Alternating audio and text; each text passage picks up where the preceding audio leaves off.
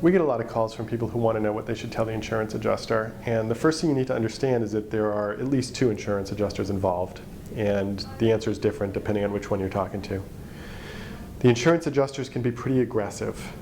So this is why we get calls, because people have gotten 12 calls over the course of a week or 2 and they want to know what to say.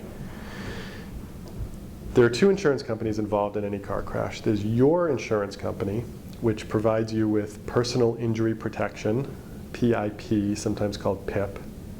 And then there's the other insurance company for the driver who hit you. Now, you deal with these 2 very differently. Your insurance company, you need to cooperate with to a certain extent, because they're going to pay up to $15,000 of your medical bills.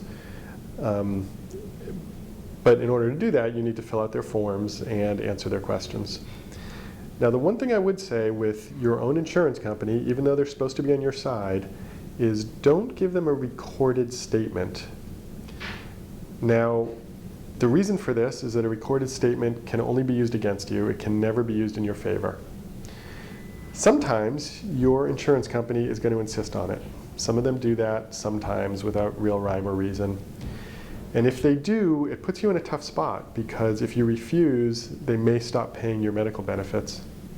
In fact, with our clients, when that happens, we have a tough decision to make. What we sometimes do is say, okay, we will let our client give a recorded statement, but I, the lawyer, am going to be sitting in the room with them.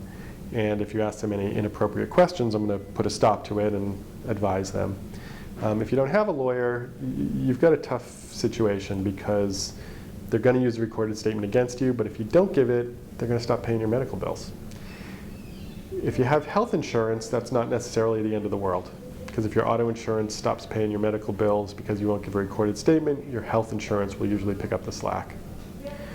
If you don't have health insurance, you're really in a tough spot. Now let's switch gears. If the insurance company for the person who hit you calls you up, my advice is just hang up the phone. You do not need to speak with them. I advise people who are going to try and settle the case themselves, do as much of it as you can in writing. In particular, anything they say, get it in writing. If they make you an offer, get it in writing. If they threaten you, which they sometimes will do on the phone, get it in writing. If you insist upon talking with them on the phone and negotiating that way, do not let them record you. I have seen cases ruined by recorded statements, and I know that you're planning to only tell the truth, but you have to understand these insurance adjusters have been doing this a long time. They know a lot of tricks, and even though you think you're just going to stick to the truth, they will ask you tricky questions that you can't anticipate, and you'll stutter and stammer, and then you'll answer one way or another, and then if they ever play that at trial, it makes you look bad. So please, don't give a recorded statement to the other insurance company, and don't give a recorded statement to your own insurance company unless you really have to.